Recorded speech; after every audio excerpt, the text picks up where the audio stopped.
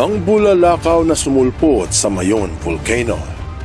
Nagkulay berde ang likuran ng bulkan nang isang bulalakaw ang nakitang bumagsak na sinunda ng isang liwanag at narinig pa ang isang tila pagsabog. Isa ito sa pinaka-nakabibighaning natural occurrence na nakuhanan ng video. Pero hindi lamang yan ang nakatawag pansin sa mga sumusubaybay. Siguradong magugulat ka sa malalaman mo na mas nakapipigil hininga ang sumunod na naganap dahil nahagip ng live camera ang isang lehitimong UFO. Mayroong mga naniniwala at marami din namang naghihinala. Ang tanong, totoo ba?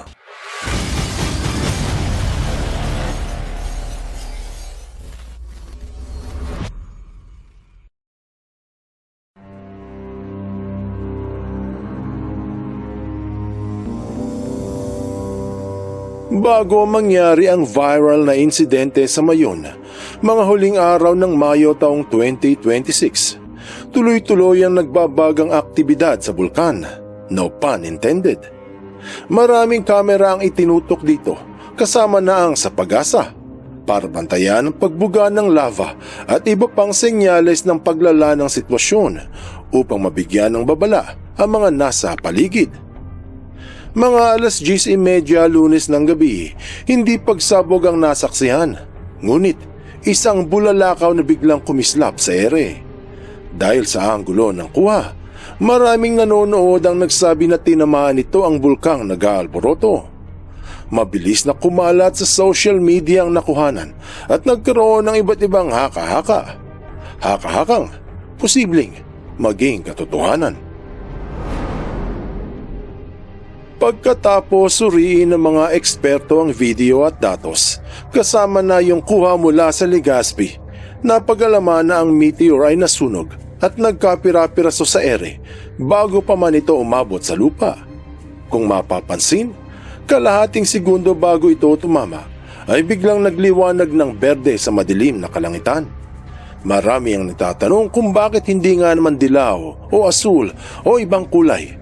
Bakit berde?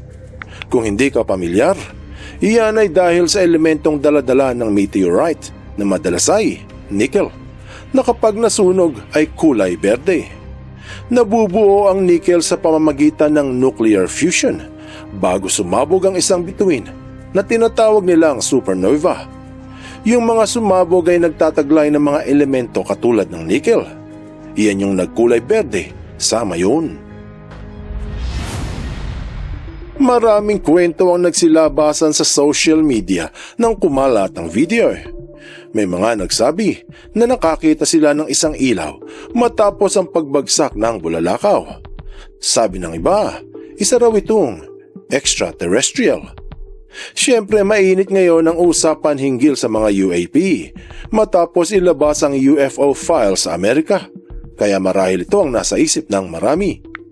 Yung iba naman ay nakarinig daw ng pagsabog at ang sabi ay baka raw sumabog ang sasakyan ng mga aliens nang tumama sa bulkan.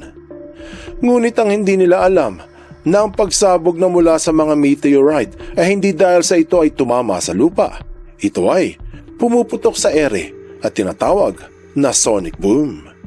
Kaila sa marami, nakasabay ng insidente sa Mayon ay ang pagkalat ng balita sa Amerika at Europa kung saan-saan naririnig ang mga sonic boom. Ang katagang sonic boom ay nagmula sa salitang sonic na nangangahulugang tunog at boom na tumutukoy sa isang biglaang pagsabog na naririnig ng tao. Ito ay ang pagputok na resulta ng speed of sound. Ang speed of sound o bilis ng tunog ay umaabot ng 1,235 kilometers bawat oras. Ibig sabihin, sa loob ng isang oras, mararating ang Cagayan de Oro kung magmumula ang tunog sa Lucena City. Kunyari, may napakalakas na ingay na pumutok sa Lucena. Aabutin niya ng isang oras para makarating ang tunog sa Cagayan de Oro. Pero iyan ay isa lamang hypothetical kung ang ingay ay napakalakas. Pero hindi lamang sa Pinas nagaganap ang sonic boom dahil naging laman ito ng mga balita mula sa iba't ibang bansa. Base sa space.com, ang malakas na pagsabog na dumagundong sa kanang itaas na bahagi ng US noong buwan ng Mayo 2026 ay isang pagsabog ng bulalakaw na katumbas ng 300 toneladang dinamita. May ulat din sa Fox News na isang malakas na sonic boom ang narinig at naramdaman ng daang-daang katao sa lugar ng New England. Binalita naman sa The State noon lang 2 ng Hunyo na yung sonic boom sa Colombia ay isa lamang sa mga 3 pagsabog na narinig sa kanang bahagi ng Amerika. Yung mga nauna ay sa New York at sa Massachusetts. Noong Sabado sa lugar naman ng Boston. Dahil sa sunod-sunod na sonic boom, marami ang nagsasabi na umuulan na ng bulalakaw. Pero hindi ang sonic boom ang peligro, kung hindi ang pagdami ng malalaking bulalakaw na bumabagsak ngayon sa lupa.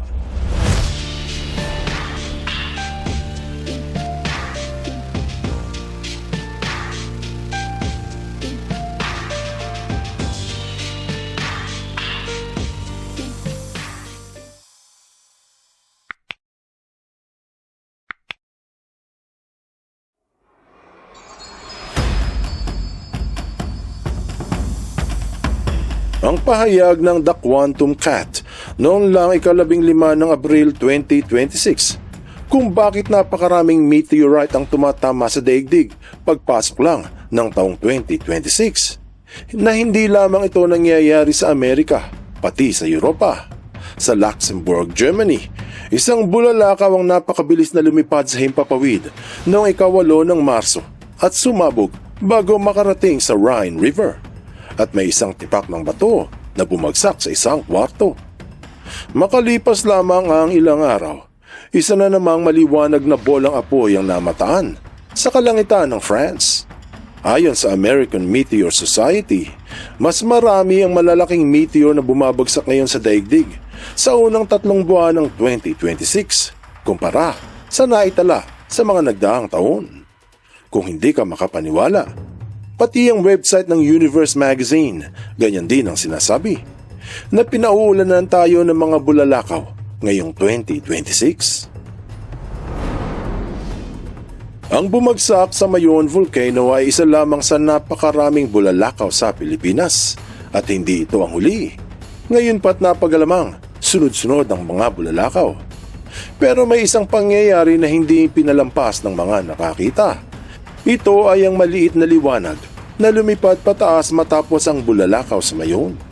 Kung babalikan ang video, ilang saglit lamang ay mapapansin na ang napakaliit na ilaw sa likod, bandang kanan ng bulkan.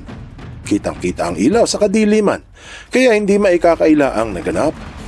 Base sa ilang paliwanag, isa lamang itong drone na may LED lights at dahang-dahang umaakyat pataas. Madalas ginagamit ang mga drone sa pagmamanman ng aktibidad ng mga bulkan.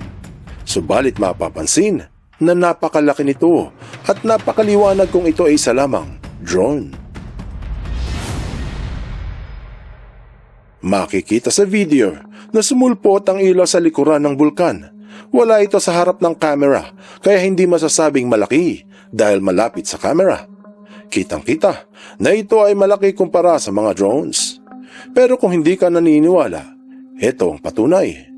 Base sa Fandom Wiki, ang bunganga ng Mayon Volcano ay may sukat na mga 250 metro. Kung ikukumpara ang sukat ng puting ilaw at ang laki ng crater ng bulkan, makikita na mga 20 hilera ng ilaw ang haba ng bunganga. Pero sabihin man natin na 3 beses ang haba para walang reklamo. Ibig sabihin ay 8 metro ang laki ng drone, kasing haba ng 2 jeep. Kaya marami ang nagsasabi na imposible raw ito. Hindi pwedeng private plane ang lumipad dahil pataas o isang helicopter na gamit ng mga volcanologists dahil hindi ganito ang pag-take off. Meron namang nagsasabi na ito ay isang atmospheric reflection o liwanag na nagmumula sa mga katabing gusali. Pero mahirap paniwalaan dahil sa malayo ang mga bahay sa bulkan na maaaring panggalingan ng ilaw.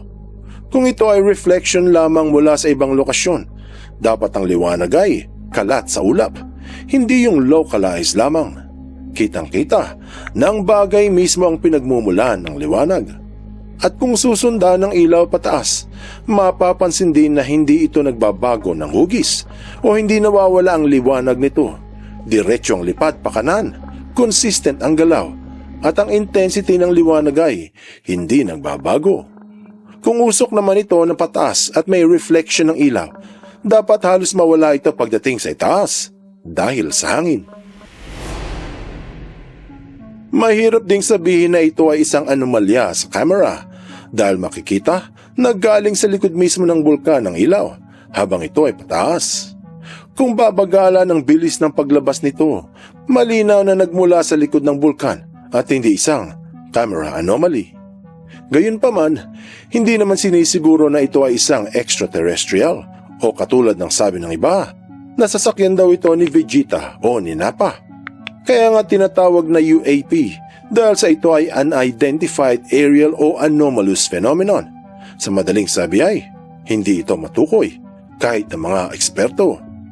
Magsabi man ng pahayag ang mga dalubhasa ay, opinyon lamang ito ng iba at walang mabigat na ebidensya. Siguro sa hinaharap, malalaman natin ang katotohanan. Pero sa kasalukuyan, ito ay mananatiling isang lehitimong UAP. Anong aral ang mapupulot dito? Ang bulalakaw na sumulpot sa Mayon Volcano na sinundan ng isang maberdeng liwanag at narinig ang isang tila pagsabog ay isa sa pinakanakabibighaning natural occurrence na nakuha ng video. Pero hindi naman ibig sabihin ay automatic na alien ang nasaksihan. Pero sa kabilang banda, posibleng ET ito kung ikaw ay naniniwala. O posible ring isa lamang natural phenomenon. Ano tanda pa man ang katotohanan? Base sa balita sa ibang bansa, siguradong marami pang bulalakaw ang masasaksihan natin dito sa Pilipinas. Ang aral dito ay simple lang. The truth is out there. Buksan mo ang iyong isip at hayaang lumalim pa ng lubusan ng iyong pangunawa sa mga kasaysayang kapupulutan ng maraming aral. Tandaan, katotohanan ng susi sa tunay na kalayaan.